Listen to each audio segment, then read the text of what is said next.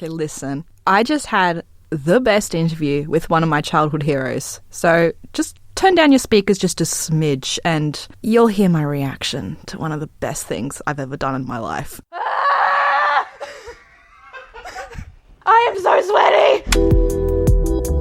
Yes, we got to speak with the composer behind Banjo Kazooie and Goldeneye, Grant Kirkhope, about working at Rare and the newer projects like Yooka Laylee. Also, Caitlin's covering some of Animal Crossing's Pocket Camps updates, and Ray is reviewing Hand of Fate 2. Stay tuned for all that coming up right now. Hi, and welcome to Z Games. Recorded live at 4ZZZ Studios in Brisbane. And broadcast nationally across the Community Radio Network. Z Games brings you the best in gaming news, reviews, community, and culture. From across Australia to around the world. Yeah, that's right. You're hanging out on Z Games. My name's Cringy and I'm in studio with Ray, Caitlin, Millie. Hello. And there's just 3 people. I'm used to saying 4 people because we've had a lot of people in the studio lately. Oh, we have. We what an certainly experience. How's it chatting with Grant Kirkhope, matey? That good scream? Yeah, as you can tell by that guttural noise I made, is that it was one of the best things I've ever done, and he was so nice. He was such a sweetheart, my God. Like, completely, like, I can't. Like, it was like I was watching a YouTube video of him having a casual interview. But then you were like, wait, that's me. Yeah. I'm the one asking the questions. I'm the one asking I the have the power. So that's going to be coming up later in the show. Ray, how are you going? I'm good, thanks, Jack. You haven't been on the show for a little bit. Yeah, thanks for welcoming me back. You are welcome to be welcomed back. Yeah. Oh dear. It's already loose. You've been playing a lot over the break. Yeah. Well, Hand of Fate 2 is a game that has come out quite a while ago, but has conspicuously not been reviewed on the program. Yeah. So we're going to fix that later. Yes.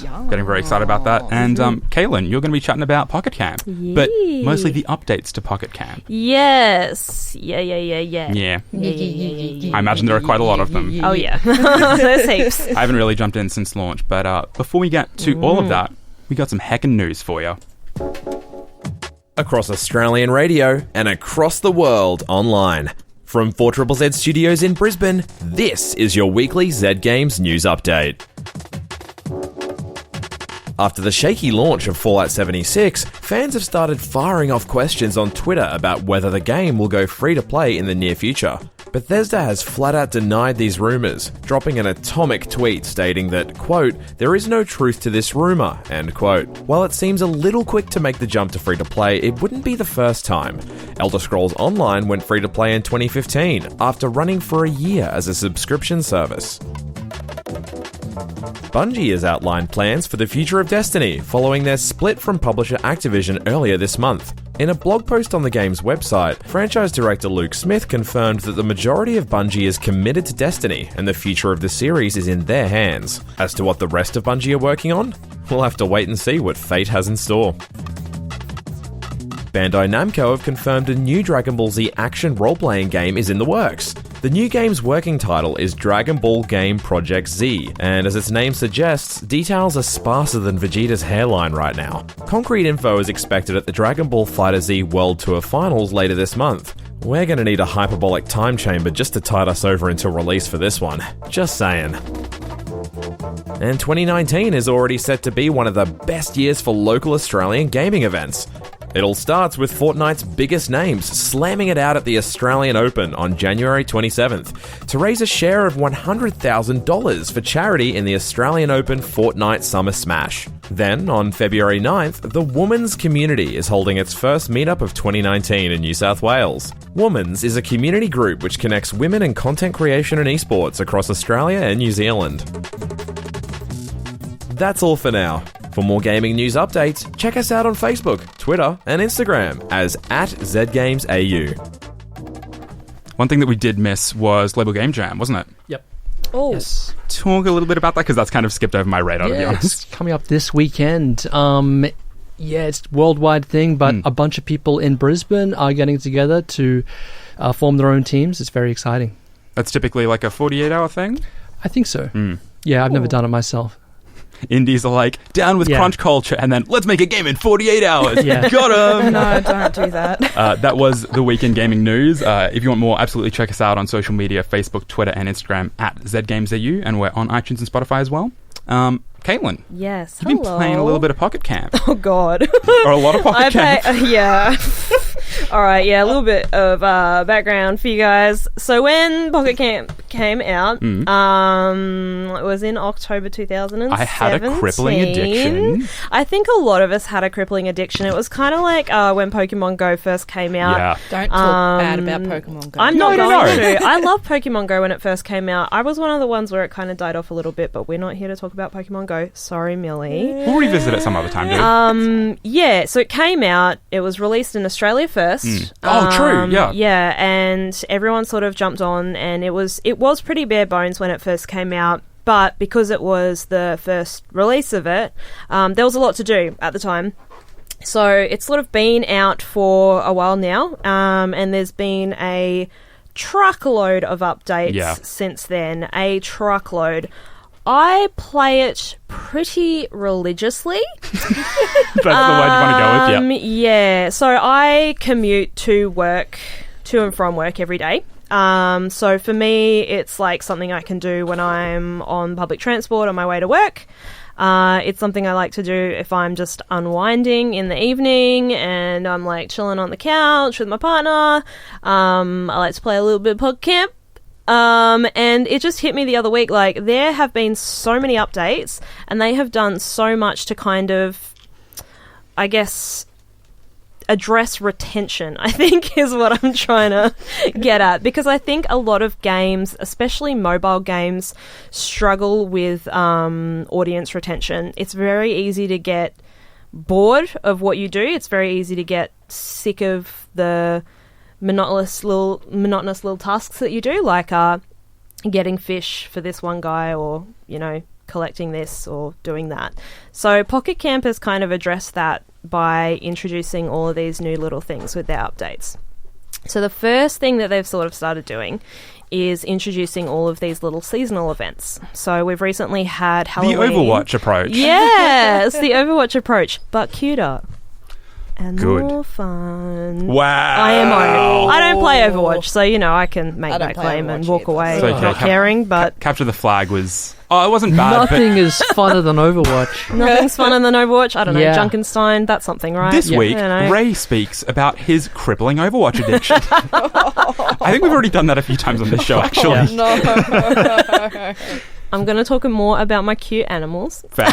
Now back to me. So anyway, so we've had like Halloween, Christmas, New Year's, all that sort of thing.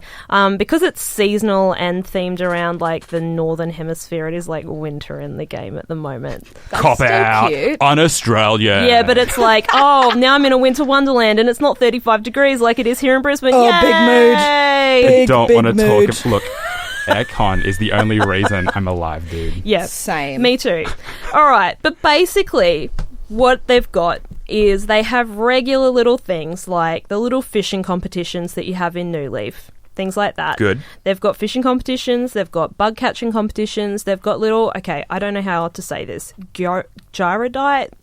Sure. Gyrodite? Those little guys? You know those little guys that No. pop up after it's been raining in No. New Leaf? No. They look Oh, like those little cactus Aren't sort they of just things. called like gyros? Yeah, they're called Gyros gyrodytes or whatever. in Pocket Camp. They're really like, cute because they just go like Yeah, yeah, they look, yeah. She's wailing her arms around. We're on a non-visual. This is platform. radio.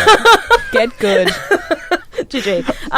Slammed her. You're like, this is a not visual platform. You're flailing for Sorry. no reason. Sorry. But yeah, so they have all these little events that you can do. Each of these events earn you like stuff that you can use to decorate your camp or wear or put your little villages in. Also, it gets you leaf tickets. Oh, I love a leaf ticket. So leaf tickets are things that you can purchase, but you absolutely do not need to spend any money on this app because they have so many heckin' events That they're just that you handing can them out. just rake in the leaf tickets. And with those Literally. leaf tickets, you Rake can in those access one of the other updates. I feel like I'm just like Welcome to the the Animal Crossing infomercial. So another thing that they've introduced is like a little gacha system. Oh, Gacha. But Fire Emblem already destroyed me, okay? I don't need more gacha in my life, Caitlin. it's cute. Gachapon. What's a It's gotcha? Animal Crossing, so it's cute. It's basically like it's like a loot box. Yeah. It's pretty much a loot box. So it's a loot box. Yeah, Yeah. but it's like But they're adorable. Yeah, the they're difference adorable. is- And they're like in like these little capsules. Little gacha fortune games. cookie. Gacha games are just like built around a loot box as opposed to like Overwatch, where it's like, here is the cool gameplay, and then you have loot boxes which are kind of peripheral to that. In Fire Emblem, I would argue a pretty decent chunk of like Fire Emblem Heroes, the mobile one. That was absolutely a gacha game where it's just yeah, like no doubt. rolling the dice. What characters do you get? If you get anything but a 5-star, it's not good.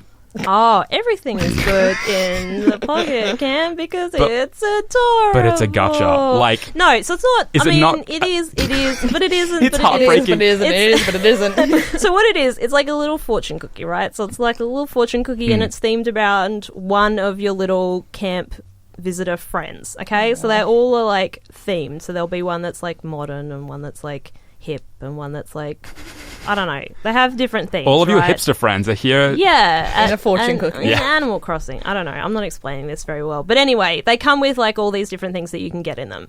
And when you buy one of them, they cost leave tickets. When you buy one of them, it's like a random what you get. Exactly. You can see like what you're gonna wind up with. There's like a catalog of what it could be, but it's gonna be one of those things. Yeah. And there are better things, and there are less good things. Right, And there's, when you like, get a less the good thing, it's ultimate absolutely heartbreaking. Why did I even get out of bed this morning? Like, But like then you've got a whole dude, gotcha. It's so real. You've got I a know, whole okay, I horde know. of things that like you can choose from. Some are like cuter than others. Some appeal to some people, some appeal to other people, sort of thing. So if you don't like these ones, you don't have to buy those ones, right? But so, buy like, them anyway because that's it's a good. gacha And some game. you're like, I Yeah. love literally everything in this.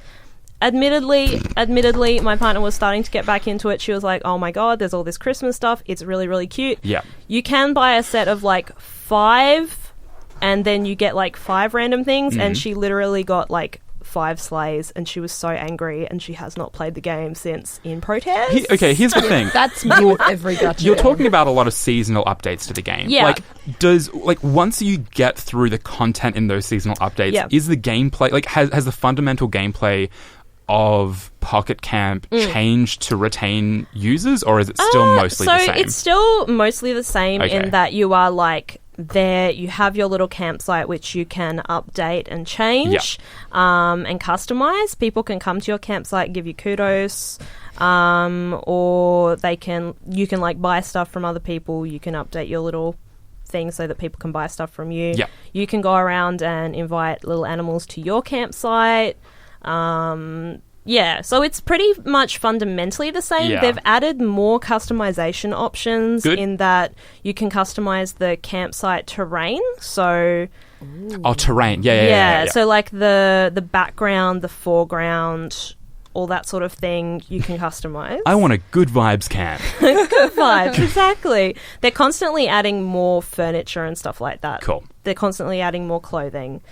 So there's more and more constantly content. adding- There's more and they're more adding seasonal more stuff. content. Yep. Literally always. They're adding more like campers always. So you never feel like you sort of run out of things to do, if that Okay. makes sense. Yeah. So my major issue, I feel like with a lot of mobile games, is that I run out of stuff to do. Yeah. I'm like, cool, I've literally planted all the succulents. There's a view into my sad little life. But look, that's mobile games, dude. I've done all the things, so I'm bored now and I don't want to play this anymore. But with Pocket Camp, I can come back to it. And I know that even if I leave it alone for like a week or two, I can come back and there's going to be a new thing at some point. Yeah. So, and you don't have to partake in like all the events. Yeah. Because you're probably not going to be interested in all of them. But some of them you might be really into. And then you can. So Yeah. if you were kind of into the original premise of Pocket Camp, there's enough seasonal updates to get you in for a little bit. But if you weren't super compelled by the original gameplay, it's still kind of a tough sell.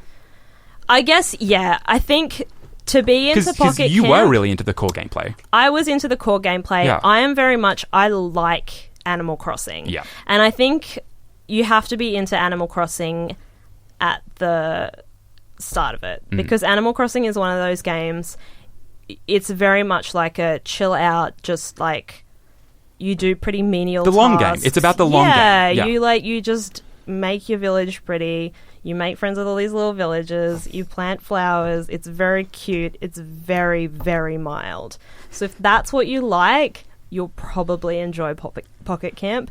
Now with But- Gacha. Now with Gacha, which you don't have to spend physical money on. That's a big plus. I really Yeah, want to yeah. point that out because I am so opposed to spending physical money on a bloody mobile game. I mean, real talk also, Nintendo is sometimes quick to kind of close support on some of their games. Like there was Yep. it Miitomo? Yes. Yeah, Miitomo was closed because that was the mobile. It's like a Me Oh, channel, but on yeah, your yeah. phone. Yeah. And people were like, "Oh, dude, this is so much better than Facebook. I would absolutely jump ship to this." But like 4 people said that. Yeah.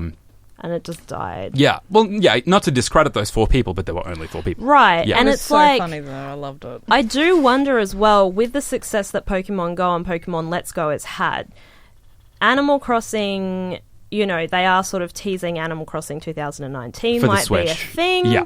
And I'm wondering if there's going to be a way to sort of link the Pocket Camp Yeah. account with the Switch Animal Because they did it Crossing with game. Pokemon. Exactly. Yeah. And most players have linked their Nintendo account with their Pocket Camp account. That's something you can do. Right. So yeah, I'm wondering if that's going to be a possibility. If that's going to be, And it something already that links in people with are able to Nintendo do. Network as well, because you can get Yeah. like the coins and Yeah, My exactly. Nintendo program. Yeah. It gives you rewards if you do that. So I would be really interested to see what the future holds. We're all so good, heckin' keen Yeah. for More little guys. Animal Crossing Switch. I feel so bad now because I've got New Leaf at home and I haven't touched it in like 3 months. Oh, I your hair's bought- going to be so messy. So I bought New Leaf secondhand when I was in Melbourne a few months ago for like $20 because I was like, I need to get God. into the second game. I haven't booted it yet. It's definitely one of those games that you either feel like it or you don't. Yeah. If you don't feel like it, you're not going to touch it. Like, that's just the reality of it. It's such a cute game though, and So I feel adorable. so bad because every time I go back, they're like, "Who are you?" And I'm just like, "Sorry." Yeah, they really guilt trip you. Yeah, they're like, "Where have They you guilt been?" trip you so bad. They're like, oh Oh, you I didn't left us even alone. realize you still lived here. And it's like, oh, And you come back and Jesus. start Okay, crying because you Kabuki. abandoned your town. Yeah. You even like Goodness. rip out all the weeds, and then Isabel chastises you. You're like, Oh, Isabel's here. By the way, they also have been slowly bringing all of the little external characters Oh, into from the Pocket Camp? game. Yeah, Okay. so like the little captain, the little old turtle, whatever Beautiful. his name is, he shows up. Digby's shown up. Yeah, they're all there. So that's also really cute if you're a New Leaf fan. Yeah, So- I love it. Animal Crossing Pocket Camp released a while ago. It is still available for Android and iOS. Yes. And for the most part, you do not need to worry about real money transactions. No. Because there's it just gives you so much free stuff. Yeah, they're handing those Leaf tickets out. Boy, oh boy. G'day, Melly. "Good day. You spoke with your childhood hero the other day, didn't you? I certainly did. How close can we get to Z Games ASMR edition. We're not getting any closer to these mics because you don't know where they've been. You just got way too serious there for a minute. Where did you put the mic? 100 to 0 back to 100. Ow. So, Grant Kirkhope. Yeah. Who is he and why should we care? You should care because if you had an N64, he probably made your childhood. Oh. Because legit, if you played Banjo Kazooie, Banjo Tooie, Goldeneye, they're the main ones. There are other they're ones- the main ones that I played. They made my childhood. There are a lot from Rare. A lot from Rare. He was with the company for quite some Quite time. a long time. He joined the company when I was born. I made him feel very old. Sorry, Grant. Pointed that out. I did. He absolutely ate it up. It was great. So Awesome. we'll bring that one to you now. Please enjoy this chat with Grant Kirkhope. First of all, it's an absolute honour to speak with you because when you started at Rare in 1995, I was born. So you literally made my childhood. But, like, it's an absolute honour, honestly, because, like, I'm a little bit of a fangirl of yours. Well, I don't mind, that's all right. I'm glad somebody is. What was it like to work at Rare back in the day? So it was amazing. You know, I kind of feel like it was like going to look at Disneyland. It felt, you know, to me it felt so special. Because I've been playing in bands on and off for like 11 years, really, from university to that point, till I was 33. So never had a job in my life. I just played in bands, that's all it is. Pub rock bands and stuff like that. So to end up actually at a company with a wage was pretty amazing all by itself. Never mind to actually do something that was good. Oh, wow. So my friend already worked there, Robin Beanland. We'd been friends for years and we'd played in rock bands together in Yorkshire. Yeah, it's just like he gave me the idea to apply for the job there, and then I sent 5 cassette tapes off to Rare over the course of a year and never heard a thing. And then out the blue, I got a letter saying, please come for an interview. It was incredible. When I got the job, I was like, I couldn't believe it. So I was getting paid to write music. I mean, I had no idea what I'd let myself in for. But it was so special because Rare was really hitting the headlines just about that point when I joined. They'd been, very big as Ultimate Play the Game, and then they'd kind of quit that and become Rare. And I'd, big success on the NES. But I think I got there just as they were doing Donkey Kong Country 2. So the Donkey Kong Country 1 had been a gigantic success, 10 million sales. And then Nintendo bought half the company, or just under half the company. Super special to be there. I couldn't believe it. That's amazing. That sounds like a dream come true for me, honestly. Banjo Kazooie made my life back in the day. How was the development process for that title? That was a little bit of a mishmash at the start, because when I first joined the team, they were making a game called Dream, which is on the Super NES. Oh, yeah, Project Dream, yeah. That was kind of the start of it, and that was like a 2D sort of, RPG sort of thing. It looked really cool, actually. It switched onto the N64. Tim Stamper and Greg Mayles, Tim Stamper was one of the guys that owned the company, and Greg was like his number 2, if you like. So they let me to come along and work with Dave on Dream. We started working on Dream together. It was kind of a big open world RPG, Zelda-like, I suppose, really. 3D, It was 2.5D. It wasn't quite 3D. It was 2.5D. Oh yeah. That went for about a year, I think, or for maybe a bit longer than that, actually. And I wrote 107 pieces of music for it. Oh my goodness. That's a lot. Halfway, a little bit into that development, Dave left the project to go and start working on Diddy Kong Racing. Oh, yeah. It was called something like RC Pro-Am or something. It was called something that one of Rare's old games from the Spectrum days was called Pro-Am or something like that. And so they were making it. It wasn't called Diddy Kong Racing at that time. Yeah. And so I was left behind to do Dream by myself. And then I remember Conker's 12 Tales with them was in development then. Yeah, when it was wholesome. We had this kind of very complicated floor system where you could stretch the floor to any shape, which made you could make really elaborate environments. Wow. It was lots of polygons, and the N64 couldn't run it. And so we had a lot of problems trying to get it to run. But Conker had kind of gone for the Mario thing with big textures on the whole floor and all that kind of thing. So they had a really great Conker demo. And I remember Tim Stamper marched us all across to the Conker barn to say, look, this is what they've got. And we were all really depressed because Conker looked fantastic and our game didn't. Yeah. And so we came back to our block, and it was right, we're scrapping this RPG. It's going to be a platformer. I think originally Banjo was a rabbit, actually. It was a rabbit. Oh. At the start. Wow. For a little while. And then it turned into a bear, because Tim was used to like to have animals for the characters. Yeah. I was trying to think of a way for Banjo to fly, so they put a backpack on his back and wings to pop out, just so he could fly. But you never saw Kazooie, and then it slowly evolved into Kazooie was in the backpack, and then it was a full-on platform, and then I had to start all over again. So, that's how it came into existence. Oh, wow. That's very complicated and absolutely amazing that you actually got there in the end. I know. Yeah, you wouldn't believe it, right? Banjo Kazooie is known for some of its very, very iconic tunes. What was the inspiration for some of them? So I was conscious of not, because we were trying to beat Mario, right? Mario 64. That was our goal, or at least to get close to that. Yeah. So I knew that I couldn't write music in that kind of poppy, jazzy Nintendo style. I just can't do it.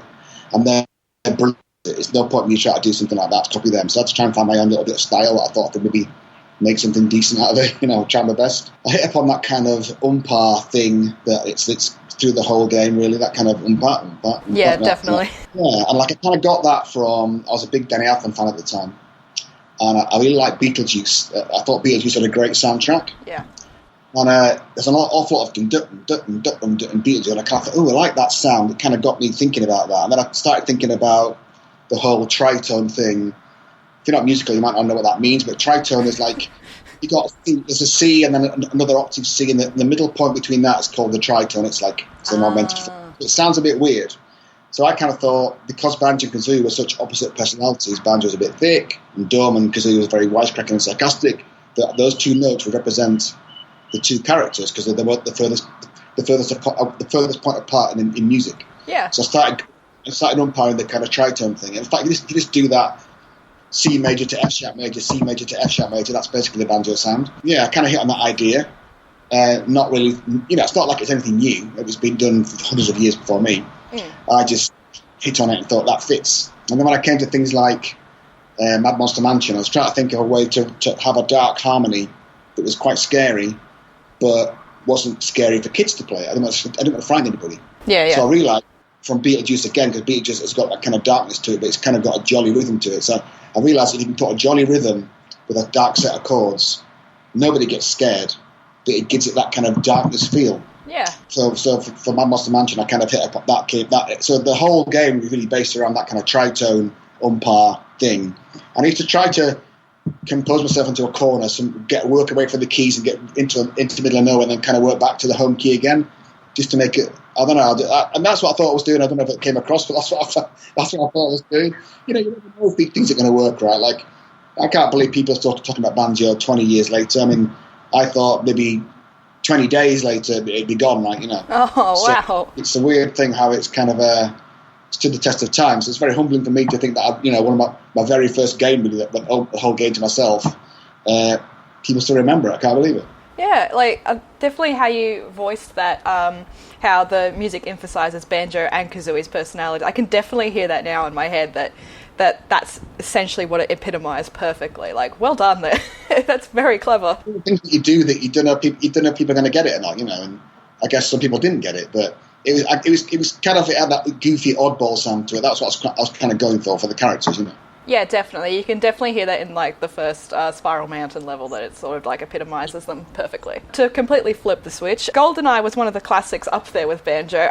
Was it daunting to work with such an iconic IP? No, it was fantastic fun. Like, when I first got there, my first job was to convert Dave Wise's music from the Donkey Kong Country 2's Diddy Kong's Quest to work on the original Game Boy. Mm-hmm.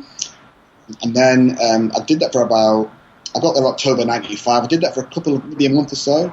And then Graham Norgate, who was also there, was working on GoldenEye and Blast Corps at the same time, and said to me, look, I'm getting really busy on Blast Corps. Do you mind taking over GoldenEye? And I was like, you're joking, right? So it was agreed that I would do the Game Boy game in the morning and work on GoldenEye in the afternoon. Wow. So, because of my age, when I was a kid, like the biggest news of the year were always when Bond movie came out. It was a big event. Like, there was always the most spectacular, the best music, the best everything, right? So for me to get to work on a Bond game was just incredible. Wow. So I couldn't believe I got the chance to do it. And also we had the rights to the Monty Norman theme, the very famous James Bond theme, which a lot of times he's a very litigious guy, Monty Norman. He doesn't like handing out stuff like that. So we got to use the theme, which was amazing. So, and also I had the at the time I had the double CD set of all the Bond pop tunes that precede the movies. So I listened to those over and over again, but I knew them all anyway. Yeah. And so I just picked out the Monty Norman theme, stuck it all together, and just came up with what I thought was a Bond thing. But like I say, it's my very first N64 game, so I didn't really know what I was doing. So to get to do that, and Graham Norgate, of course, we probably did about half each of the music on that game, because Graham, I got halfway through it, and then I got taken off the game to start Banjo Kazooie or Dream, and then Graham came back to finish it off, and he did the sound effects too. Oh yeah. So yes, me and Graham did it together. Robin Beanland did one tune, he did the elevator music, that kind of elevator tune.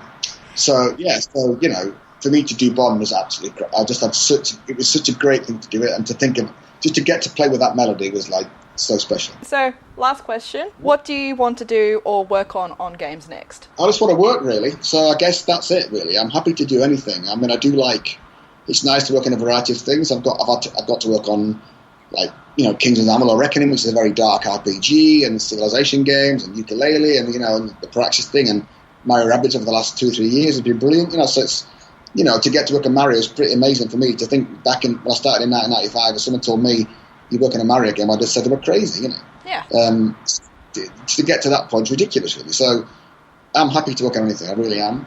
I'm just happy to be employed, really. If people want to employ me, that's great. I would really like to do some movies, so I have done a little bit of that now. So I've just done a movie called The Wrong Rock, which is a little mini short animation, which is very high quality. It's by the guys who used to work at Rare called Mike Kaywood, who worked on Cameo and Elements of Power and some of those games. So he works for Hollywood now as a kind of a previous guy, but he did his own little animation. That'll be out soon. So I'd like to do some movie stuff, but I mean, I just want to write music, right? I really enjoy writing music. I mean, sometimes I think it's a bit like pulling teeth for me, but I do. that's what I do, right? I mean, I'm not like I haven't really done an awful lot since June because I finished the Donkey Kong Country add-on to the Mario game, the DLC. I got sort of like June-ish. I've done little bits and pieces from June up till now. Nothing major. So I feel like I needed a rest because I worked super hard over the last 2 or 3 years. The Mario game was a massive undertaking. Yeah, no doubt. I feel like I'm ready to go again now. So I'm hoping. Well, I know what I'm going to be doing next, but I can't tell you, of course. So I think I'm going to get started on that thing. I guess in the next month or so, probably. Oh wow! It'll take me a little while to get all that done. I just want to work. Right? I enjoy doing it. It's a great thing to do. I'm super fortunate that I've been able to do it over the last 23 years. I can't believe I managed it really. So yeah, that's it. I just want to get on with it. Awesome. Thank you so much for taking time out of your day to come talk to us. I am flabbergasted that I got the chance to speak with you because, again, you made my childhood. So thank you very, very much, Grant. No, there's no trouble at all. I'm happy you asked me. Thank you very much. Grant Kirkhope there, the composer for Millie's childhood. Yeah, basically. I cried a little bit. You definitely screamed. Yeah. But I was hyperventilating for a little bit afterwards. Cringy just was like, "Do you want some water?" I'm like, "Yes." Yeah. No, I brought in the mug afterwards because I was just like kind of hovering around my room. Like if in the video recording, you can see me like going into the bathroom while you're recording. Yeah. And then I come back and you finish, and I'm just hanging on my laptop. I was like, "Was that good?" And you're just like, yeah, which is. I think in this instance a fair response. Yeah, it was pretty fair. That was only part of the full interview. The full interview you can find on our website. Yes, and you can find it on Spotify too. iTunes and Spotify, Z Games, ZED Games. There's a space between those two words. Please remember that. Honestly. But it's a full 22, 25-minute interview, and it was you got into a lot of details. Yeah, I did. And the good thing was that I just had to ask a couple of questions, just a couple of minor questions, and he just spilled his guts, and I loved it because I was just eating it up. I was like, "Yes, tell me more about Banjo." So good. I love it. Give me that deep lore, Grant. My God, it was so good. Thank you so much if you're listening. If you're not, I still love you. Do we? Love you, Grant. You're hanging out on Z Games with Jack, Caitlin, Millie, and Ray. G'day. Ray back. Yes. Back to review a game that we really should have reviewed already. Well, the reason that we didn't review it is because there are numerous conflicts of interest. There are a few. And I've heard that you've let journalistic standards slide a little bit in the intervening time since I've been away. Oh, you just got roasted. Who from? No, I'm just joking. Jesus. You guys have been doing a good... Who from? Let's go. Very good job. Fight? You want to go? Thank you. It's 3 against 1, mate. It's one of, I feel like, the biggest profile releases in Australia. Yeah, absolutely. We've seen a lot of studios close up in the last decade or so, so having a game of this size released is a bit of a rarity, unfortunately. But Hand of Fate 2 is a bit of a mishmash of different genres, but essentially is a tabletop card building game. But it's also a game with real-time action battle. That's right. Yeah. Yeah, so you're face-to-face with a guy called The Dealer, and you'll remember him from Hand of Fate 1, except he's got more scars this time, and he's been through some stuff. Like any dealer on the Cleveland line. Yeah. So it's actually been 100 years since the end of the first game. Oh. Oh my God. The first game I enjoyed immensely. It was good, but it felt a little bit incomplete. Right, okay. Good concept, very solid concept, but it was just a little light on the features. The combat was a little bit repetitive and janky. Right. And it was just a bit too grindy, but Hand of Fate 2 is definitely the ultimate realization of the concept from the first game, and it's a very complete, very feature-rich game, and they've really hit a home run with it. It was released originally about a year ago now for the PC, but we've seen console releases, most recently with the Switch and also ago. PS4 and Xbox One. That's right. They are PS4 Pro and Xbox One X enhanced, I believe, as well. Yeah. So it's a bit old, and it is like a big notable title that we missed on the show, and just putting out some like for people who are interested in journalistic integrity, full disclosure, I am in the credits. Oh, okay. As special thanks. Kickstarter? No, I helped out with some like odds and ends on the Facebook page or something. Oh, okay, but not with yeah. the game itself. Yeah, so I'll just let you know that, like, you know, I am kind of peripherally involved with a few of the people there, so, you know, just I'm going to try and review this game as objectively as I can. Right. But just, you know, don't come after me on the internet with your burning books and all that.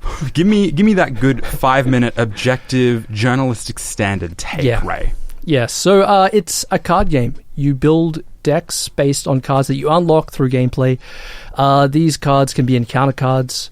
They'll be like people like in houses that you have to rescue that have been burning. There's bridges that have bandits on them. There's like fairies in the forest all sorts of things. It's an unapologetically role-playing game. Yeah. And these cards are laid out, and your little token gets moved along these encounter cards, and as they get turned over, you go into the encounter, and it's either like a card-based game where you sort of reveal overturned cards to see what happens, or there's rolling of the dice to see what happens, or there's like a little pendulum mini game where you have to sort of time it at the same time to like get objectives and stuff. But there's also combat, and this is where the game sort of shifts gears and you enter into this combat landscape, and it turns into like a kind of action-y Batman Arkham kind of it does look that way. Game. So you mentioned the first game, it felt kind of janky, kind of incomplete. As far as the second game goes, what sort of changes have been made to accommodate for hopefully a better game? Yeah, the combat is far richer and far deeper. Right. It feels better. There's a lot more moves. You can block, you can parry, you can counterattack, and you've got new companions that assist you in combat. Like there's a bard who will blast people with this magical music. There's a wizard, a barbarian, things that help you. And there's a greater variety of enemies as well. And they range from like skeleton hordes to ogres to giant frost demons and little goblins that come and get your ankles. Does it ever come across as like a little bit too like bog standard fantasy? The setting is pretty much generic fantasy, but it makes up for that because there isn't really a game like this out there. It's unique in that mix. It's very unique. Like if you want a game like this which blends action RPG mechanics with like Talisman-like board game or Dungeons & Dragons style gameplay. Like there really isn't anything like that out there, and this is what this game really nails. Yeah. It does borrow a lot from other existing card games like Magic the Gathering, a little bit from Dungeons & Dragons, and anyone who's played FTL Fast and Light will recognize some of the key sort of card-based event mechanics here. Right. But largely there's nothing like it out there. So you've been playing it on PC? I've been playing it on PC. Cool. But I've heard on good authority that it's very good on the Switch. So if you're looking for a platform of choice, cool little game for the Switch, it's good. It is very text heavy, so all of the encounters are told through text. The writing is pretty good. A little bit humorous to make up for the sort of grim atmosphere. Yeah, hopefully it would be. And the dealer is also cool. He's the one who's always present with you. You're face to face with him. He's laying out the cards, and sometimes he'll like poke fun at you. Make fun of choices you make. Like he'll recognize little things and he'll taunt you when things go wrong. I need more of that in my life. Yeah. Oh, yeah, true. It sounds like kind of making fun of you as a player. Of you as a player. Yeah. Yeah. Like, oh, it's like you're playing like Dungeons and Dragons with this really creepy old guy. Ew. Not creepy in like a predatory way, but like it's a resounding. Like he's like 1,000 years old, and he's got a mask on, and he could probably kill you with magic at any mysterious point. As hell. Great. But he's letting you live so he can play games with you. Oh, good. It's pretty I love fun. being someone's toy. Look, you did play off, so. Hand of Fate 2 is available now on PC, Xbox One, PS4, and Switch. You reckon go for it? Yes. Switch. Beautiful. That does bring us to the end of the show for this week. Thanks so much for hanging out. Be sure to check us out on Facebook, Twitter, and Instagram at ZGamesAU, and on iTunes and Spotify as well, because, hey, we post bonus stuff like that full interview with Grant Kirkhope. Yeah, please check it out. It's the best thing ever. On iTunes and Spotify. Thanks so much for hanging out, guys. See you later. Thanks, guys. Bye.